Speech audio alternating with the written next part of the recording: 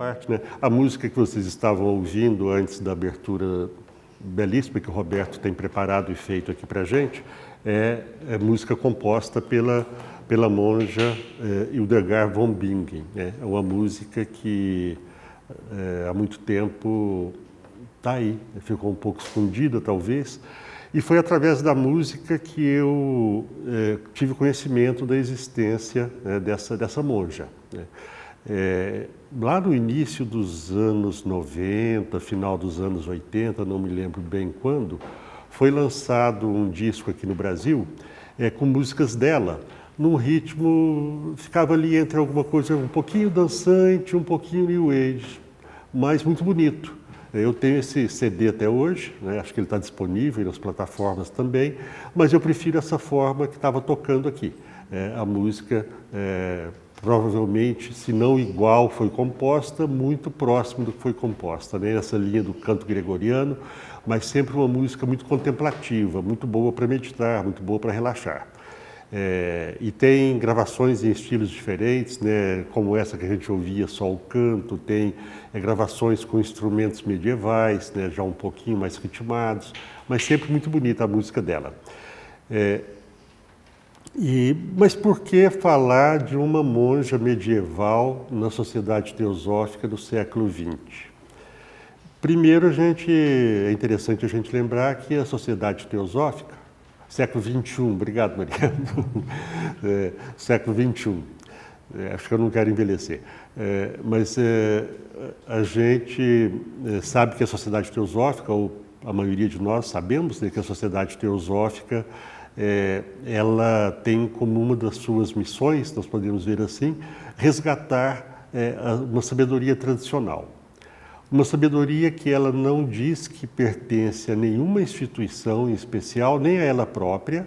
É uma sabedoria que é resgatada, trazida talvez de uma forma mais atualizada para os tempos atuais, isso lá no final do século XIX, que principalmente a figura de Helena Petrovna Blavatsky cumpre esse papel de trazer essa sabedoria.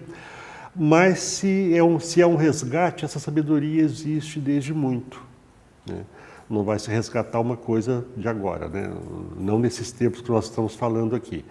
E é dito mais que essa sabedoria sempre existiu e que ela é muito maior do que o que nós conhecemos e que ela só vai sendo divulgada à medida que há uma evolução ética da humanidade, à medida que diminuem as chances de que essa sabedoria seja empregada de uma forma indevida, de uma forma egoísta, de uma forma para se atingir objetivos pessoais. É uma sabedoria que existe para o bem da humanidade. Se é para o bem da humanidade, o bem pessoal acabará sendo uma decorrência, né? Mas não deve ser nunca o objetivo, né, do estudo e das práticas dessa sabedoria.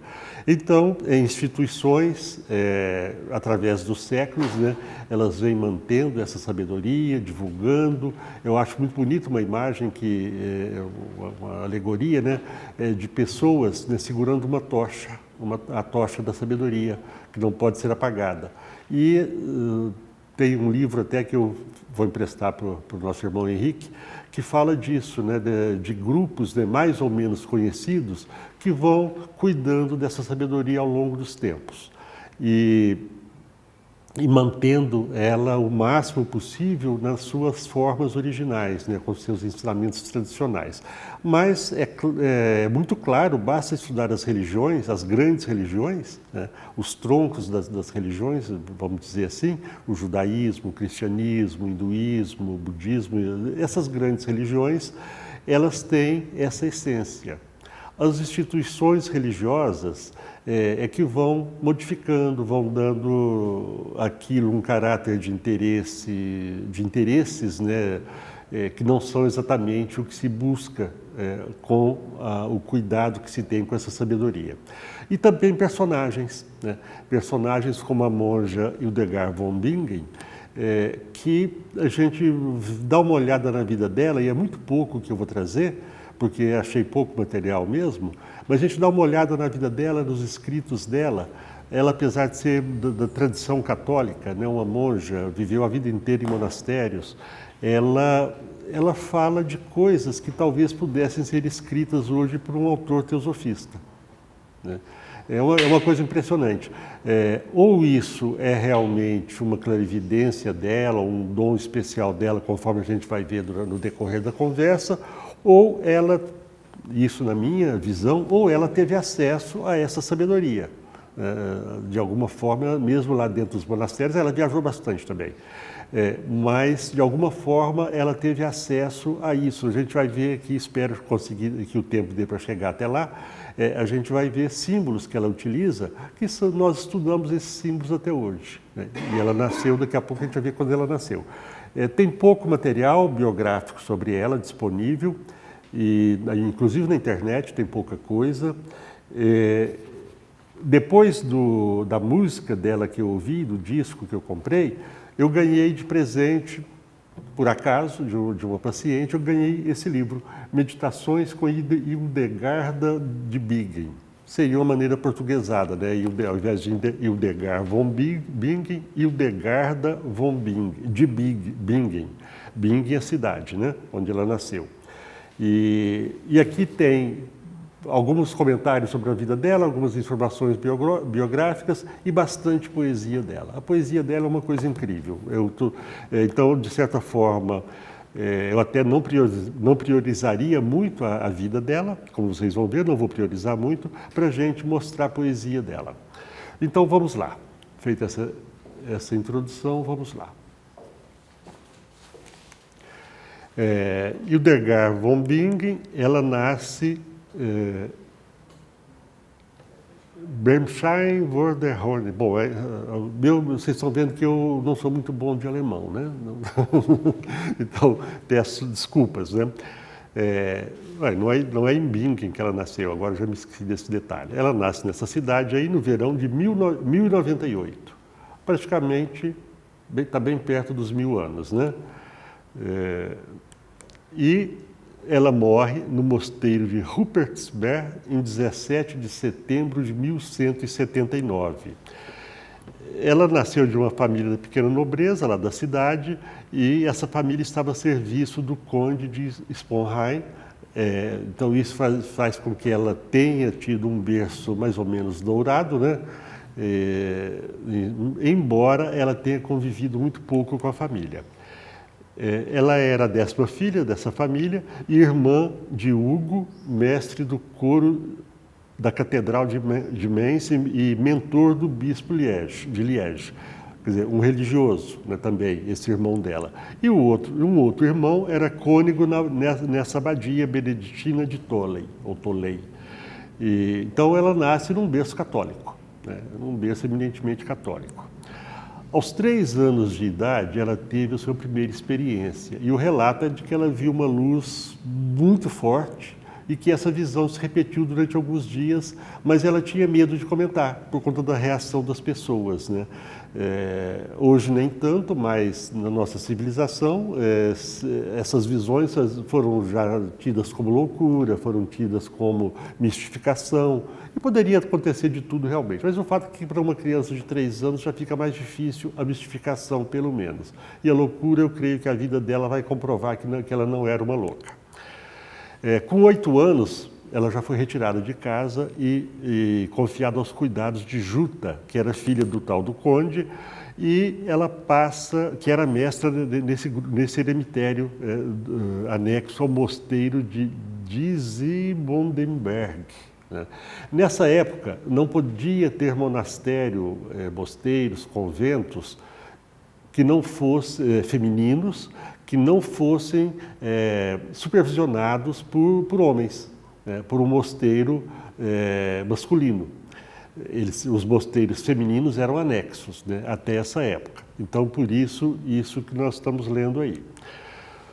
Aqui, eu não sei se isso são iluminuras, essa técnica, né, mas a gente vai ver algumas, são belíssimas, aqui representando a entrega dela aos cuidados de Juta. Eu fiquei com uma dúvida se ela própria pintava, fazia esses quadros belíssimos, nós vamos ver alguns, mas eu acho que não. Tem um local que tem um quadro que seria ela orientando uma pessoa a pintar o que ela estava vendo, uma visão dela. Então eu acho que pintar mesmo, acho que ela não pintava, mas não tenho certeza. Em 1714 ela faz os votos definitivos e ingressa na ordem beneditina e leva uma vida totalmente reclusa. Eu não sei se ela própria pintava, mas nós vamos ver algumas imagens belíssimas, né, e muito cheias de simbolismo. Bom, aqui já foi. Nesse período em que ela fica reclusa, vocês vejam as incertezas a respeito da vida dela, mas ela deve ter aprendido latim, retórica sacra e a doutrina católica. E nesse período ela entra em contato com um padre, um monge, né, Volmar, que atuou como confessor dela, uma pessoa que foi muito importante na vida dela, um dos seus primeiros professores, né, naquele monastério de Zibondenberg. E ele a acompanha quando ela se muda para o mosteiro de Rupertsberg em 1150, juntamente com outras 20 monjas. Eu não sei, não me lembro agora se é nesse período exatamente ou se em seguida mas é depois, eu acho, que ela que ela consegue autorização para ter o primeiro mosteiro feminino independente. O primeiro mosteiro feminino independente da história, católico, né, foi fundado por ela. E foi uma coisa conseguida por ela por motivos que a gente vai ver mais tarde, quando ela passa a ter uma grande relevância na Europa. Aqui ela sendo instruída pelo Volmar, né. Ela sempre teve a saúde muito frágil. E é possível que nesse período lá ela tenha se envolvido com cuidados com gestantes e com as práticas musicais. Ela deixou uma obra musical imensa, além da obra poética. Mas ela justamente com aquele serviço de cuidar, com o trabalho dela, um trabalho voltado para Deus, a sua saúde melhora, ela se sente mais confiante e a clarividência se desenvolveu e ela passa a ser capaz de prever o futuro. Quer dizer, ela parece que o serviço, e isso vai ter uma referência a isso mais tarde, o serviço abnegado, o serviço para o outro, parece que a fortalece, inclusive nas questões de saúde, além de que a clarividência dela se desenvolve, o que seria também, eu falei no início, né, da questão ética, necessária para do desenvolvimento ético como necessidade para se atingir algum tipo de conhecimento, e aqui eu acrescento não só conhecimento superior, mas também dons superiores, né, desenvolvimento de potências que nós temos e que não estão desenvolvidas, e a clarividência sendo uma dessas potencialidades, melhor do que potências, potencialidades, né? Então, essa vida ética dela permite que aquele germe que já estava ali fácil de desabrochar, a vivência dela favorece para que isso aconteça. Isso aqui ela que escreve a respeito da clarividência. E sucedeu que no ano 1141, do ano da encarnação de Jesus Cristo, Filho de Deus, observem, é uma linguagem católica, quando eu tinha 42 anos e 7 meses, que os céus se abriram e uma luz ofuscante de excepcional fulgor fluiu para dentro do meu cérebro. E aqui eu abro um parênteses para comentar alguma coisa quase sem importância, né, mas talvez não, que eu percebi agora, 42 anos e 7 meses. Né? A gente vê em alguns textos, né, que as idades múltiplas de 7 são momentos importantes na vida, são momentos de algumas mudanças, momentos em que algumas coisas são deixadas para trás. Isso acontece mais para quem estuda astrologia, o que não é o meu caso. No tal do retorno de Saturno, né? Aqui não é um retorno de Saturno, mas é dito que nessas fases de 7 em 7 anos mudam as coisas. Nessa fase, coisas são abandonadas e coisas novas entram, né? E aí, então, voltando aqui, né, a luz ofuscante, né, que fluiu para dentro do cérebro dela, então essa luz incendiou todo o meu coração e peito como uma chama, não queimando, mas aquecendo. E subitamente entendi o significado das exposições dos livros, ou seja, dos Salmos, dos Evangelhos e dos outros livros católicos do Velho e Novo Testamento. Não foi pouca coisa, né, que aconteceu com ela. Uma voz lhe disse: ó mulher frágil, cinza de cinza e corrupção de corrupção, proclama e escreve o que vês e ouves. E para que não restassem dúvidas, essa ordem é repetida 3 vezes a ela, porque ela tinha que divulgar o que ela via e ouvia e os outros não viam nem ouviam. E aqui ela escrevendo sob inspiração divina. Provavelmente quem está do lado dela ali é o Volmar, né? Provavelmente estaria ele ali. Por incentivo do monge Volmar, transcreve em segredo, né, o risco era grande pela perseguição dentro da igreja, os primeiros esboços do livro do conhecimento dos caminhos do Senhor. E ela começa então a obedecer a ordem que ela tinha recebido. Em 1147, isso aqui é importantíssimo na vida dela, ela procura Bernardo de Claraval, ou Clairvaux, né? Bernardo de Clairvaux, se não me engano, né?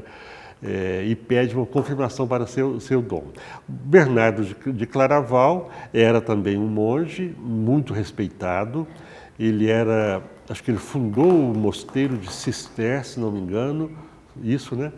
Um mosteiro importantíssimo. E é ele quem escreve, entre muitas outras coisas, não vou aqui, talvez seja até o caso de fazer uma pesquisa sobre a vida de Bernardo de Claraval, mas entre muitas outras coisas é ele que escreve a ordem do templo, né? As normas dos templários, as normas de vida do templário. Então, um personagem... Bernardo de Paião também. Sim. Então, um personagem importante. E ela procura esse personagem, ela era muito esperta. Parece que ela agiu muito politicamente, esperta nesse sentido. Ela queria ser respeitada, mas como mulher era muito difícil ser respeitada, né?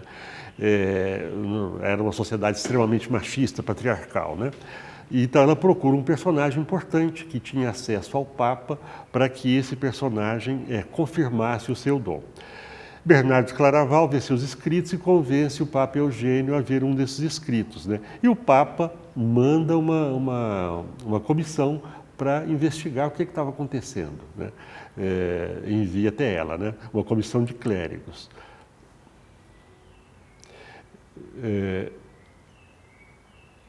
E eles vão lá e confirmam, né, dão o aval deles, né? E aí então o Papa envia a Hildegard uma carta louvando seu amor a Deus e sua honrada reputação.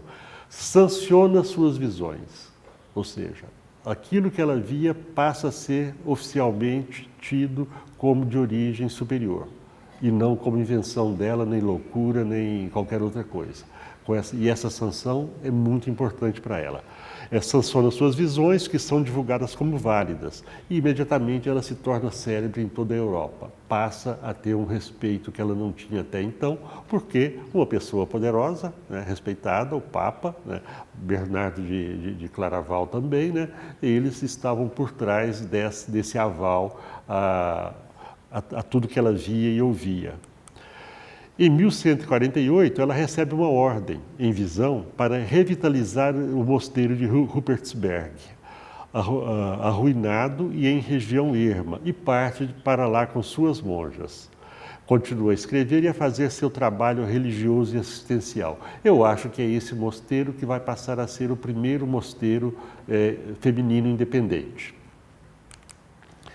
Em 1158, começou a escrever sua próxima obra importante, o Livro dos Méritos da Vida. Ela esteve doente enquanto escreveu esse livro. Me ocorreu aqui agora, né, um paralelo com a senhora Blavatsky, né, que escreve a Doutrina Secreta, a sua obra maior, né, muito doente, né.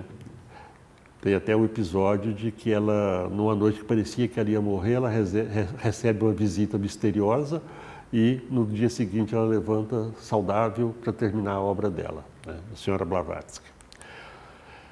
A partir de 1160 ela começa a viajar, né, por vários países para fazer pregações obedecendo às ordens que ela recebia, né, nas visões dela. Ela recebia essas ordens para viajar e divulgar o que ela recebia. Em 1163 termina o livro das obras divinas, que é composto de comentários sobre o Evangelho de São João e o Gênesis. É a sua obra teológica mais importante. Não sei se tem em português as obras dela, não cheguei a procurar. Em 1165, eu vou sempre ficando em dúvida sobre qual é, mas aqui eu acho que ela já tinha, o primeiro mosteiro acho que já tinha sido fundado, feminino, aqui acho que já é um outro, né? Ela funda esse mosteiro em Eibingen, deve ser isso, para acomodar as novas monjas que a procuram, que ela começa a ser muito procurada, né? Ela se torna uma referência, né?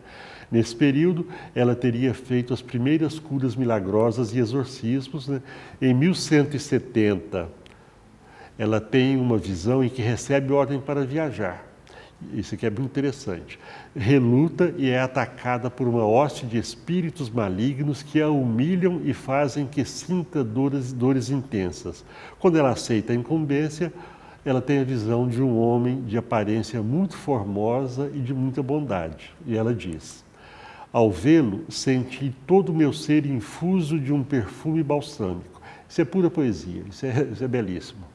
Então exultei com alegria imensa e desejei permanecer na sua contemplação para sempre.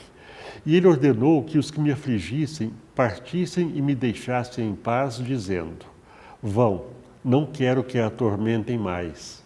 Parece que eles estavam atormentando por ordem dele, então, né?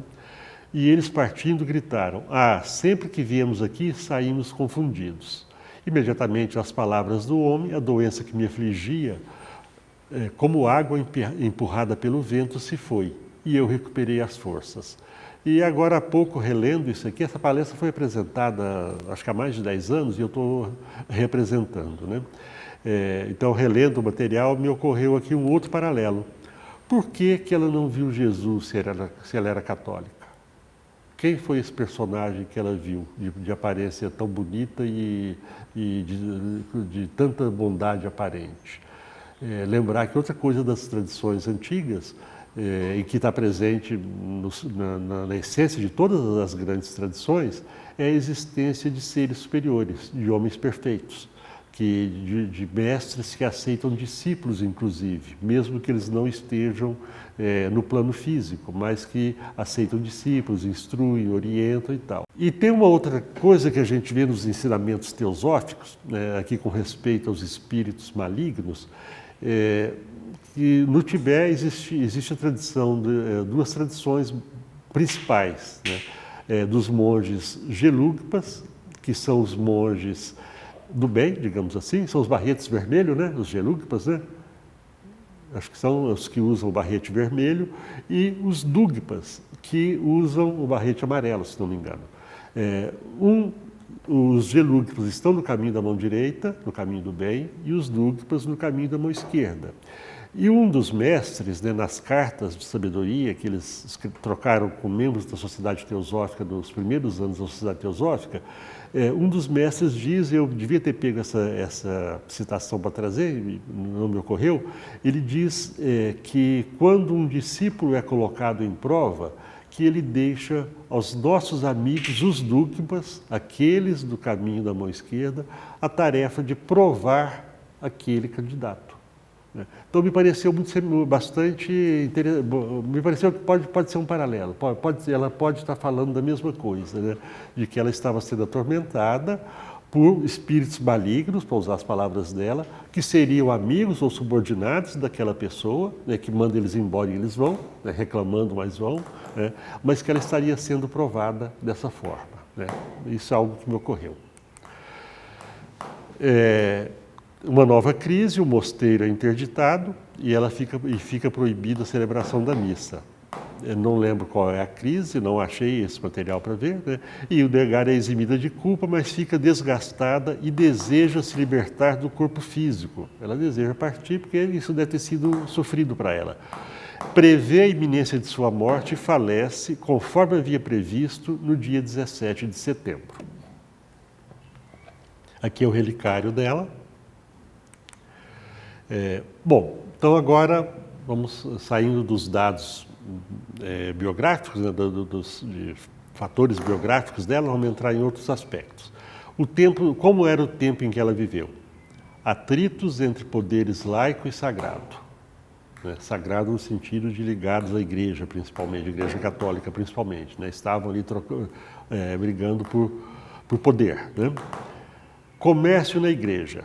príncipes e bispos vendiam abadias e mosteiros. Né? Isso é legal, né? Chego ali na catedral e vendo a catedral, a Catedral de Brasília, daria um bom lucro, né?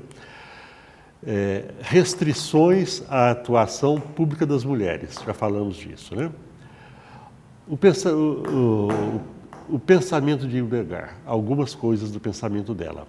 Ela tinha um profundo interesse na natureza e na história do mundo. Para ela, a criação e a vida eram essencialmente boas e santas, mas procurava em tudo um significado dentro do drama da salvação universal e uma utilidade prática para a melhoria da vida na Terra como um todo. Ela pensava no todo.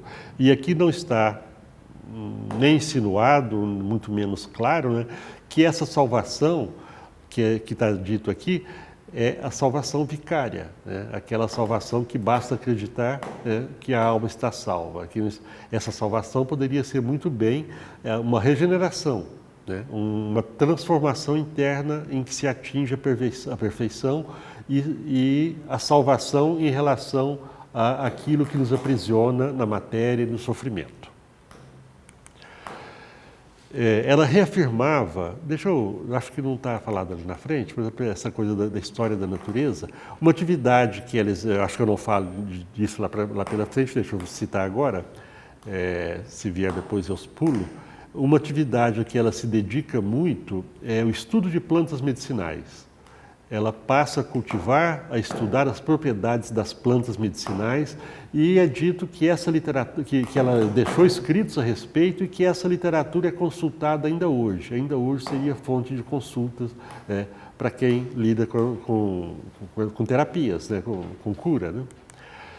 Ela reafirmava a primazia absoluta do Deus Criador, triuno, a fonte, essência, substância, justificativa e fim de tudo. Bem mais abrangente do que um Deus que cria e fica lá mandando bênçãos ou castigos, né? Isso aqui está muito mais abrangente do que essa ideia rasteira. Reconheço que o que eu estou falando é bastante rasteiro, mas querendo passar uma ideia, né? E ela disse, né? Deus é quem vive, é quem trabalha e é quem conhece. Nele, todas as coisas têm o potencial da perfeição. Todas as coisas se tornam distintas e perfeitas através daqueles três poderes. Vive, talvez a gente possa relacionar viver com atuar, com agir, com vontade. Vontade com poder e onipotência divina, né? Desculpe, vive, isso que eu apague, isso que eu disse é em relação a trabalha, né? Trabalho é ação, é exercer vontade, é atuar, né? Tem a ver com a onipotência e com a vontade espiritual que nós temos ou teríamos, né, em nossa alma, em nosso eu superior, tríade superior, para usar a linguagem teosófica, mas é um dos pilares da existência, né? Ação, né? Poder, ação, poder no sentido não de poder de mando, poder de realizar. Vive tem a ver com estar presente, com onipresença, com amor, talvez. Esse aqui sou eu que estou dizendo, tá? E o conhece, né? E seria a onipresença. Estou interpretando aqui como a onipresença divina, né? Que em nós seria Budi, seria a capacidade da compreensão pelo amor, né? Ou do amor pela compreensão. E o conhecimento, né? A sabedoria, a onisciência. Obrigado. Que em nós seria a mente superior, a mente dos arquétipos, né? Sementes da raiz da origem divina, né? Sementes da divindade, sementes do absoluto que estão plantadas em nós. Continua. Deus está além da mente e do entendimento de todas as criaturas. Na claridade de seus mistérios e segredos, ele provê para tudo e governa sobre todos, assim como a cabeça governa todo o corpo. E aqui aí uma imagem, né, que eu não, só para trazer, porque eu não saberia, não sei, né, explicar, né, mas a verdadeira trindade na verdadeira unidade. E aqui, outra imagem, a criação do mundo em 6 dias. Ela não coloca, porque o 7º é o dia do descanso, né? Mas provavelmente isso aqui vai além da visão bíblica, né? Da visão fechada, né? Literal da Bíblia, de que Deus fez o homem em 6 dias. Provavelmente nós teremos mais coisas do que isso aqui, né? Opa, e ali a gente tem... Opa, é aqui, né? Aqui a gente tem os 6 dias, né? Talvez ali, talvez seja Adão levantando do barro, né? A cosmologia dela incluía, além do próprio Deus, outras entidades ordenadas em hierarquia, como anjos e várias outras visões, e várias outras que descreveu em suas visões. Há poucos dias, estudando um pouquinho no livro O Plano Divino, de Barboca, editado pela Editora Teosófica, eu tive ali uma compreensão ali, né, nada superior, né, um entendimento mesmo intelectual de algo que nunca tinha me ocorrido. Quando falamos em Logos, nesse Deus responsável, entre aspas, criador do nosso sistema solar, desse sistema que nós vivemos, é muito fácil, né, até pela nossa formação judaico-cristã, pensar que esse Logos é uma pessoa, é um Deus pessoal. Esse livro que eu estou lendo, né, O Plano Divino, ele é de certa forma, uma organização, né, dos ensinamentos presentes em A Doutrina Secreta de Blavatsky. Lendo esses dias um livro, o Plano Divino de Barboca, editado pela Editora Teosófica, onde ele organiza, digamos assim, um pouco, né, os ensinamentos da doutrina secreta, sem interferir, sem interpretar, né? É um livro muito bom. Lá eu tive assim uma visão mais completa, por conta da maneira com que ele escreve, do que seria o Logos, né? Não como uma entidade que está acima de outras entidades. Mas ele coloca, né, que Blavatsky diz, e como eu nunca li a doutrina secreta toda, então eu não tinha percebido isso, que esse Logos, na verdade, ele é o conjunto de hierarquias angélicas, dévicas, que são os responsáveis pela construção do mundo, né? Esse Logos é portador da semente da mente universal, que vai gerar, que vai ser o modelo para que a nossa civilização, o nosso sistema evolutivo venha à existência. E essas hierarquias que começam nos chamados arcanjos, né, e vêm até os elementais mais rudimentares e com menos inteligência ou sem inteligência, ali tem toda uma hierarquia de construtores que vão trabalhar a matéria essencial, né, a matéria original, e com essa matéria colocá-la em diversos níveis de densidade e criar as diversas formas, né? Então, isso tem tudo, acho que tem tudo a ver com o que ela diz, né? Inclui, além do próprio Deus, outras entidades ordenadas em hierarquias, como anjos e várias outras que descreveu em suas visões. Aqui as hierarquias angélicas, impossível não lembrar de uma mandala, ou impossível não lembrar de uma mandala oriental, né? Outra coisa, eu falei dos símbolos, né? Daqui a pouco isso vai aparecer em um dos poemas dela, mas aqui nós já temos alguns símbolos interessantes, né? O círculo, além de estar aparecendo a mandala, né? A mandala também trabalha com esses símbolos, né? O círculo, nós não temos aqui o emblema da Sociedade Teosófica, não temos. Que tem, para quem conhece o emblema da Sociedade Teosófica, lá nós temos o Ouroboros, a cobra que morde o próprio rabo, que forma um círculo, ela forma um círculo, e esse círculo é o eterno devir, o eterno vir à existência, né? Pode ser aplicado a nós, né? Nós nascemos, né? Começamos a descrever o ciclo, voltamos ao ponto inicial, e o próprio universo e os próprios sistemas solares e tudo mais, né, nasce e morre, formando esses círculos, né? Então, um símbolo do eterno existir, né? Eterna possibilidade de existir, talvez, né? E o retângulo talvez pudesse ser um quadrado, né? Que já é o símbolo da manifestação, né? O quaternário, como nós chamamos, né? O símbolo do mundo manifestado. Então, o mundo manifestado, talvez, só que aí é um retângulo, mas são 4 lados, né? E o círculo que gira, né? Então, vejam que o quadrado, o retângulo, ele não gira, ele é estável pela sua própria forma, como é estável o mundo material, e o círculo é o movimento que acontece, né, dentro desse quadrado, né? Através dele, né? A estrutura do cosmos, belíssimo, né? Mas não ouso falar nada, só que é belíssimo. A correlação entre a forma humana e aspectos do macrocosmo e microcosmo. A esfera do crânio indica o poder dominante da humanidade. Deus revela através de nossos olhos o conhecimento pelo qual Deus prevê e conhece tudo de antemão. Ou seja, se alguém atinge a possibilidade de arranhar um pouco, né, com a sua percepção, esse dom, esse atributo de Deus, né, de tudo prever e tudo conhecer de antemão, a pessoa que talvez através de uma visão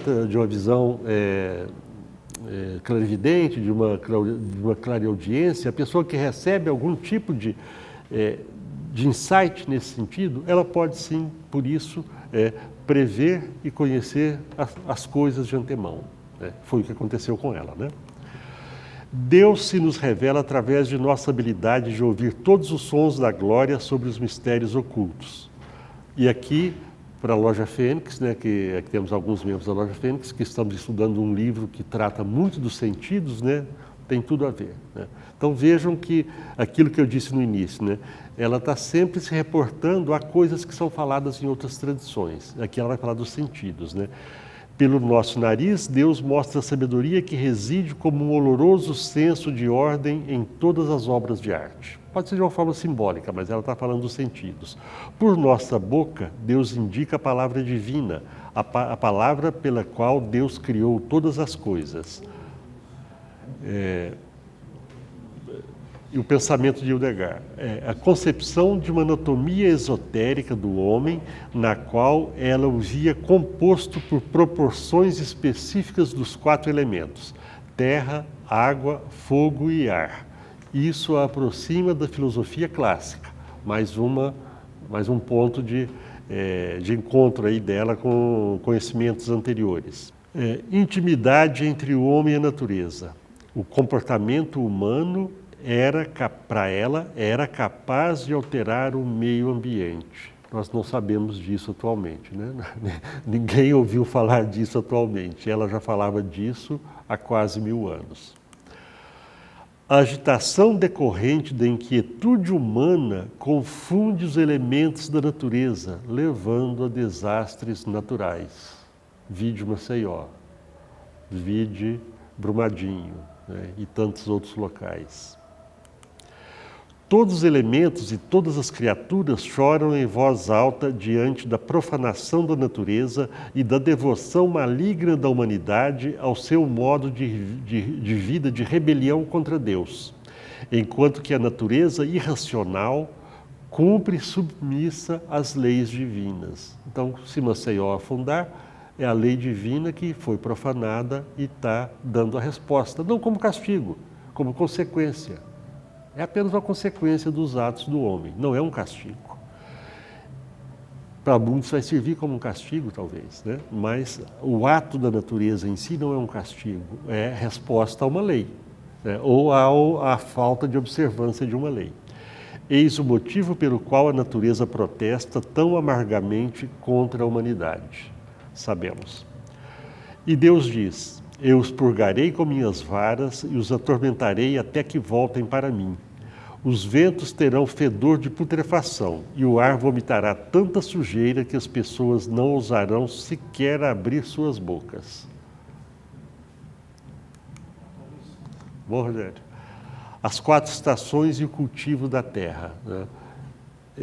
Eu fico até curioso, porque hoje, né, com irrigação, com as lavouras irrigadas, né, as coisas são produzidas fora do ciclo das estações, né? Eu não sei se isso tem algum significado, algum benefício além de trazer mais alimentos, né? Ou se tem também alguma coisa que poderia estar sendo contrariada, né? Alguma lei que poderia estar sendo contrariada. Mas é só um comentário besta aqui, se quiser pode até tirar da edição. Valorização dos sentidos corpóreos e da encarnação no processo de redenção da humanidade. Somos fortalecidos e conseguimos a salvação de nossas almas através dos 5 sentidos. Não é bem isso que a Igreja Católica ensinava, não sei como que é hoje. Mas a gente devia se esconder do mundo, né? Devíamos nos negar, né? Negar muitos aspectos da vida, né? Esse era o recomendado. Elas veio falar que não. Os sentidos corpóreos é que vão nos dar a salvação, né? Somos fortalecidos e conseguimos a salvação de nossas almas através dos 5 sentidos. Podemos conhecer todo o mundo através de nossa visão. O mundo, não só o mundo físico, está aí para ser conhecido, não só pela visão física, por outras visões, por outras percepções também, né?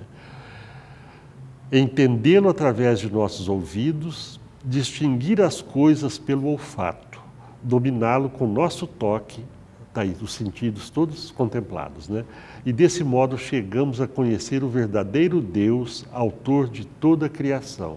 O mundo está aí para ser conhecido, ela não está colocando restrições, ela não está colocando leia isso, não leia aquilo, siga isso, não siga aquilo, ela está dizendo está aí para conhecer. Os sentidos existem para funcionar, para trazer informações e para dar a salvação. Eu vou falar que eu não sei se vai aparecer, então acho que já está passando a hora. Desculpe, vai aparecer. O pensamento de Hildegard, posição dúbia quanto à sexualidade. Eu tenho a impressão que nessa época a sexualidade era vista como a forma de reprodução. O objetivo do ato sexual era a reprodução humana. Vejam o que ela diz. Visão teológica. Tendência a condenar o desejo e o prazer sensual. Mas ela diz o seguinte: atividade sexual vista como necessária ao bem-estar humano. Ou ela dizia as duas coisas, mas ela já tira só do contexto da reprodução, simplesmente. Ela já diz que é necessária ao bem-estar. Maternidade versus vida religiosa. Nenhuma satisfaz plenamente. Ou seja, a plenitude não está nessa vida, seja ela religiosa ou a maternidade. Forma humana. O modelo divino da encarnação é louvada. Modelo divino da encarnação. A encarnação é louvada como uma manifestação da vitalidade, amor e beleza de Deus. Corpo e alma são concebidos como uma unidade integral, onde as forças da natureza e do espírito interagem em harmonia e servem como um espelho e objetivo para toda a obra da criação. Deus inscreveu toda a sua obra na forma humana. Era isso aqui que eu estava em dúvida se ia aparecer, né? Que agora vem meus comentários. Paralelos, na verdade, né? Um paralelo disso. Deus inscreveu toda a sua obra na forma humana. Acho que o Evangelho, né, diz que o homem foi feito à imagem e semelhança de Deus. A tábua de esmeraldas, atribuído a Hermes Trismegisto, diz: o que está embaixo é igual ao que está em cima, o que está em cima é igual ao que está embaixo, para realizar os milagres de uma coisa só. Tem a mesma ideia básica nessas 3 citações, né? De que há uma correspondência entre o sagrado e o mundano, que há uma correspondência entre Deus e o homem, entre o superior e o inferior, né? Qualquer palavra aqui é difícil para que a gente ache a maneira de dizer isso. Ela atribuía grande importância ao aspecto feminino em uma sociedade patriarcal. Vê-se em sua literatura muitas figuras simbólicas femininas, e ela recusava-se a atribuir a Eva a culpa pelo pecado original. Isso perde um pouco a graça para a gente, né? Mas ela se recusava, desculpe a brincadeira boba, mas ela se recusava a atribuir, ela não, quer dizer, é uma forma de negar um dogma. Negar o quê? Um dogma. né? É uma forma de negar um dogma importantíssimo. Se isso aqui for aceito, cai toda uma doutrina, ela desmorona toda uma doutrina, né? Toda uma série de ensinamentos que são passados há séculos, né, para a humanidade, para a parte da humanidade. O corpo místico da sabedoria, Sofia, caridade, caritas. Essa aqui eu já mostrei. A fonte da vida. Eu achei interessante aqui essas três figuras, né, como que lembrando, né, que a vida se manifesta através de três canais, né, um canal de sabedoria, um canal de força e um canal de amor. Trilogia teológica dela, né, esse livro do conhecimento dos caminhos do Senhor, escrito para clérigos e monges, visando botar o pessoal para trabalhar, né, para buscar, né? Mostrar-lhes a inutilidade dos mistérios que eles, tímidos como são, escondem em um campo oculto e estéril. Jorrai como uma fonte de abundância e inundai-os com o conhecimento místico, um conhecimento que vem de dentro. Místico não é o místico da modernidade, né? Tarô talvez leve ao misticismo, mas o tarô em si, não sei se ele é místico, né? E tantas outras coisas. Claro que o tarô pode ter excelentes usos, né? Mas assim, o que é místico realmente é aquilo que vem de dentro, né? Vem de mistério. Místico vem de misticó e mistério, né? É o que vem de dentro, né? O caminho do misticismo é um caminho interno, é um caminho que abre mão de coisas externas, né? E não estou aqui negando a importância dessas coisas externas, né? Elas, quando bem utilizadas, bem escolhidas, elas são importantes em determinada fase da evolução. Então, inundando-os com o conhecimento místico, até que eles, que até agora te julgam desprezível por causa do erro de Eva, renasçam com as grandes águas de tua irrigação. Ou seja, é aquilo que vem, né, pelo saber místico, do conhecimento místico, aquilo que vem do sagrado é que nos redime. Bem diferente da doutrina, né? Esse outro livro, né, Livro dos Méritos da Vida, um tratado de ética que versa sobre a oposição entre vícios e virtudes, né? Um problema eterno, né, nosso. O Livro das Obras Divinas, um vasto painel sobre toda a criação divina. Então, uma obra muito abrangente, né? Opa! Eu já não me lembro, mas vai lá, que é bonito, né? Não sei se tem a ver com Caritas. Eu sou a suprema e incandescente... Acho que é ela falando como se fosse Deus. Eu sou a suprema e incandescente força que acendeu todas as centelhas vivas, e eu não criei coisa alguma morta. O ocultismo diz que nada existe de morto na natureza. A pedra mais rude, a pessoa que morreu, ali tem vida naquele corpo ainda. Não a vida daquela pessoa, mas a vida continua naquele corpo, né, nos micro-organismos e tal, né? Nas moléculas, né? Qualquer molécula tem vida, segundo o ocultismo. Então, eu não criei coisa alguma morta, vejam o paralelo. Eu sou a vida ígnea da essência de Deus. Eu ardo acima da beleza dos campos. Eu brilho nas águas, da vontade de declamar, né? Eu queimo no sol, na lua e nas estrelas. Sou também a razão. É meu o trovão da sonora palavra pela qual toda a criação veio à existência. E eu animei todas as coisas com meu alento, de modo que nenhuma é mortal em seu gênero, pois eu sou a vida. Ciência Natural, eu vou pular esses livros porque eu quero mostrar poemas dela, né? Relacionamento homem e mulher. Homem e mulher foram atraídos um para o outro desde um plano espiritual e se manifestaram na encarnação como seres sexuados. Essa visão, aqui vem um comentário de outra pessoa. Essa visão expressa, o que está em vermelho é dela, seria a ideia dela, né? Essa visão expressa claramente era de todo incomum na Idade Média. Homem e mulher estavam assim tão interligados que um era o verdadeiro produto do outro. Sem a mulher, o homem não poderia ser chamado de homem. Sem o homem, a mulher não poderia ser chamada de mulher. Homem e mulher, obviamente, haviam sido criados um para o outro. Ela pensava isso, né? segundo esse pesquisador. E aqui são palavras minhas. A manifestação está fundamentada na dualidade, ou polaridades opostas. Não é possível existir só uma polaridade. E há, então, a divisão básica em todos os aspectos da humanidade.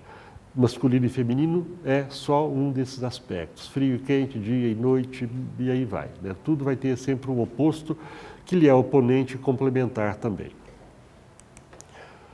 E ela quis criar uma língua para escrever as coisas dela, né? Essa língua ignota passou a ser o nome dela, né? Ou ignota, né? Projeto intimamente relacionado com a música dela. Né? Criar uma linguagem artificial, chamada por ela de língua ignota, língua desconhecida, que possuía seu próprio alfabeto de letras desconhecidas. A língua ignota, de grande interesse para os linguistas modernos, era composta de cerca de 900 palavras, inventadas para descrever os seres fantásticos que via em suas visões. Também incluía termos de uso litúrgico e outros para indicar muitos aspectos e objetos da vida cotidiana no seu mosteiro. Segundo Hildegard, essa língua e suas letras foram-lhes reveladas por Deus e possuíam associações místicas. Coisa semelhante é falada em relação ao sânscrito, principalmente, né? E também aos ideogramas, né, japoneses, chineses, né, que simbolizam ideias, né? Então, com 900 palavras querer significar muita coisa, não são tantas palavras assim, então tem alguma coisa diferente, né?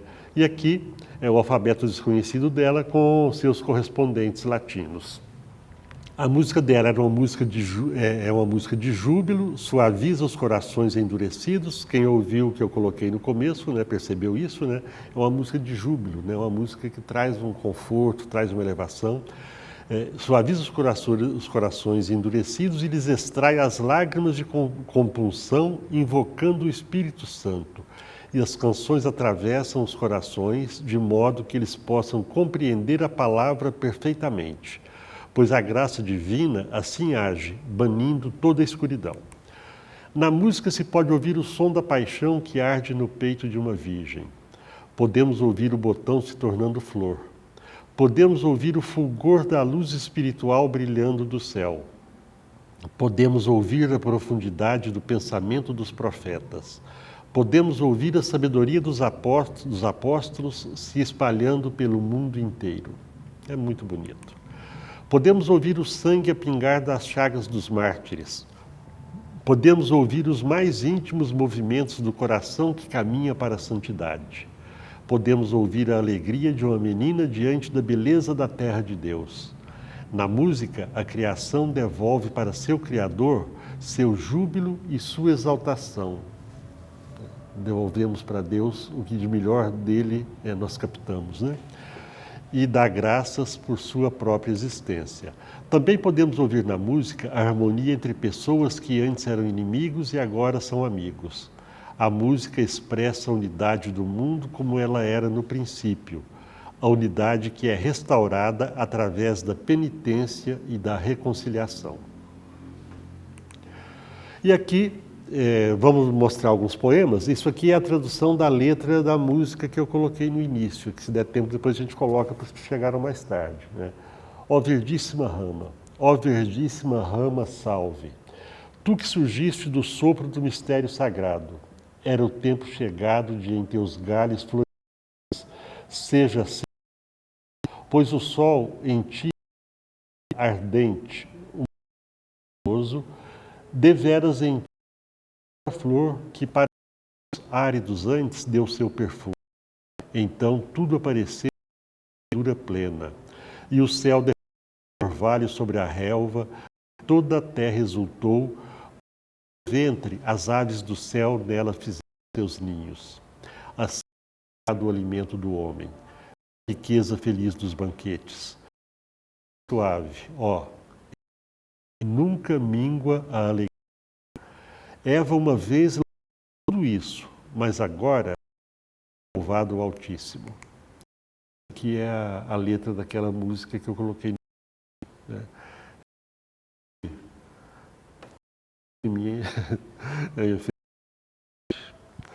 E agora alguns que eu tirei desse livrinho. ganhei uma cópia, né? Isso existe, mas não sei nem se ela existe. Deixa eu ver se eu comprar a original e ver. Depois que eu ganhei, consegui comprar 2 ou 3 de místicos, também com poemas, mas estava esgotado na época. Então, desse poema eu tirei alguns poemas. E aqui, novamente, o círculo, né? Contemplar o brilho da roda do Eterno.